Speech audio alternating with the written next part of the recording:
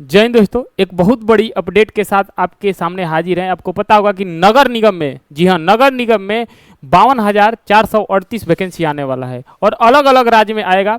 और किस किस पद पे आएगा और कौन कौन लोग इसमें भर सकते हैं, फॉर्म कब से आएगा, इसके बारे में डिटेल जानकारी जानेंगे। तो आप लोग अगर चैनल पे नए हैं तो चैनल को लाइक शेयर सब्सक्राइब कर दीजिएगा। देखिए, सबसे बड़ा अपडेट आ रहा है कि पोस्ट नेम की अगर हम बात की जाए तो अलग अलग राज्य में 52,438 पद, जी हाँ 52,000, यानी कि हम कह सकते हैं कि 50,000 लोगों को रोजगार मिलेगा।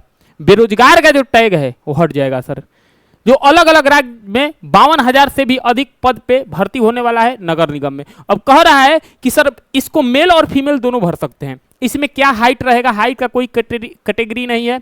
क्या इसमें रहेगा, कब से फॉर्म आएगा, क्या सिलेबस रहेगा, सब बारे में चर्चा करते हैं। देखिए, सबसे पहले कुछ एक नोटिस ये था, मेन नोटिस ये आया है कि नगर निगम भर्ती 2025 में विभिन्न प्रकार के पद उपलब्ध हैं, जिनमें क्लर्क, ध्यान रखिएगा, जिनमें क्लर्क है, जूनियर इंजीनियर है सर, उसके बाद स्वच्छता निरीक्षक है, कर निरीक्षक है, कंप्यूटर ऑपरेटर है, सफाई कर्मचारी है, चपरासी है, लेखांकन शामिल है। इन पदों के लिए शैक्षिक योग्यता और आयु सीमा की अगर बात करेंगे विभिन्न हो सकती है। इसके बारे में पूरा चर्चा करेंगे।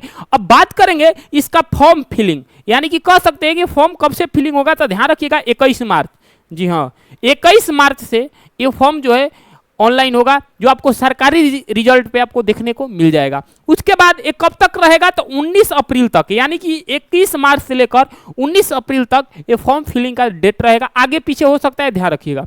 इसके बाद विवरण आप देखेंगे, भर्ती का नाम क्या है, नगर निगम 2025, आयोजक विभिन्न राज्य के नगर निगम, यानी कि एक ही राज्य में नहीं, अलग अलग राज्य में मिलाकर कम से कम 52,438 वैकेंसी आने वाला है, ध्यान रखिएगा। इसके बाद कुल पद लगभग 50,000 और आवेदन प्रारंभ होने की स्थिति ध्यान रखिए, जनवरी में था, जनवरी से मार्च तक, लेकिन जनवरी में आया नहीं, लेकिन मार्च में आ जाएगा। मार्च में कब, 21 मार्च को। क्लियर है। अब देख लीजिएगा, इसमें कह रहा है कि एज लिमिट क्या है, तो एज की अगर हम बात करेंगे तो एज 18 से लेकर 35 है। कुछ पद के लिए 40 भी हो सकता है, ध्यान रखिएगा।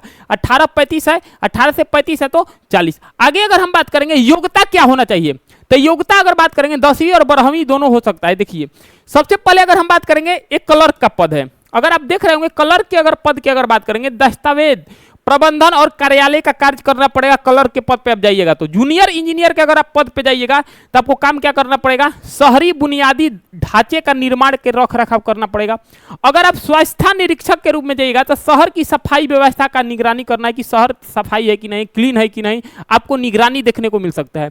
अगर आप कर निरीक्षक में जाइएगा तो कर संग्रह, यानी कि टैक्स जो होता है, टैक्स वसूलने का अधिकार आपको दिया जाएगा कर निरीक्षक में। कंप्यूटर ऑपरेटर में जाइएगा तो डिजिटल डेटा प्रबंधन, यानी कि कम से कम पूरी तरीके से आपको डिजिटल के रूप में आना चाहिए। कंप्यूटर ऑपरेटर में जाइएगा तो सफाई कर्मचारी में जाइएगा तो शहर के सुरक्षा बनाए रखना आपका काम होगा। और चपरासी में जाइएगा तो कार्यालय सहायता, जिसे एमटीएस का काम होता है ना, एमटीएस का, तो उसमें ये काम आपको करने को मिल सकता है। अगर हम बात करेंगे सर पदों के अनुसार अलग अलग क्या है, शैक्षणिक योग्यता अलग अलग हो सकती है। किसी में 10 पास हो सकता है, किसी में 12 हो सकता है, किसी में ग्रेजुएशन भी हो सकता है और किसी में डिप्लोमा भी हो सकता है।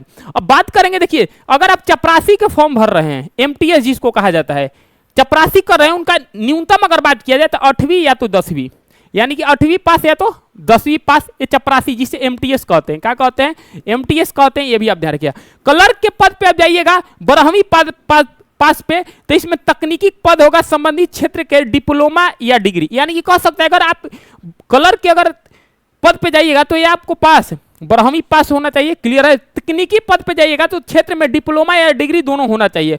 अधिकारी पद पे जाइएगा, सबसे ऊपर पद पे जाइएगा तो आप पे अगर कह सकते हैं कि ग्रेजुएशन या तो और हायर एजुकेशन आपके पास होना चाहिए। तो ये रहा प्रकार, अलग अलग प्रकार के शैक्षणिक योग्यता आपके स्क्रीन पे आप स्क्रीनशॉट ले सकते हैं। इसके बाद आगे अगर हम बात करेंगे सर इसके बारे में, आगे देखिए अब आगे क्या है कि ये तो आपको पता होगा, ये बता दिए हैं, ठीक है। चलिए अगर आगे बात करेंगे, देखिए ये क्या है, सिलेक्शन प्रोसेस इसका क्या है कि सर सिलेक्शन प्रोसेस, ध्यान रखिएगा, इसमें कोई भी अगर सर बात की जाए हाइट का ये कैटेगरी नहीं है कि कितना हाइट होना चाहिए, सब भी चलेगा। इसमें हाइट के बारे में कुछ नहीं है। इसमें ये ध्यान रखिएगा, एक एग्जाम होगा, उसके बाद डॉक्यूमेंट वेरिफिकेशन होगा, उसके बाद डायरेक्ट क्या होगा, सिलेक्शन होगा। आप देख रहे होंगे सिलेक्शन प्रोसेस की अगर हम बात करेंगे, सिलेक्शन प्रोसेस तो पहले रिटन एग्जाम होगा और रिटन एग्जाम के बाद अगर आप पास हो जाइएगा तो डॉक्यूमेंट वेरिफिकेशन होगा। उसके बाद आप जिस पद के लिए फॉर्म भरे थे उस पद पे आपका फाइनल सिलेक्शन हो जाएगा। ठीक है। अब इसके सिलेबस क्या है, कैसे पढ़ना है, अगले वीडियो में आपको हम बताएंगे। तो चैनल पे बने रहिएगा। अगर वीडियो अच्छा लगा तो वीडियो को लाइक शेयर सब्सक्राइब कीजिएगा। मिलते हैं अगले वीडियो में, तब तक ध्यान रखिएगा। जय हिंद, जय Bharat, love you for all.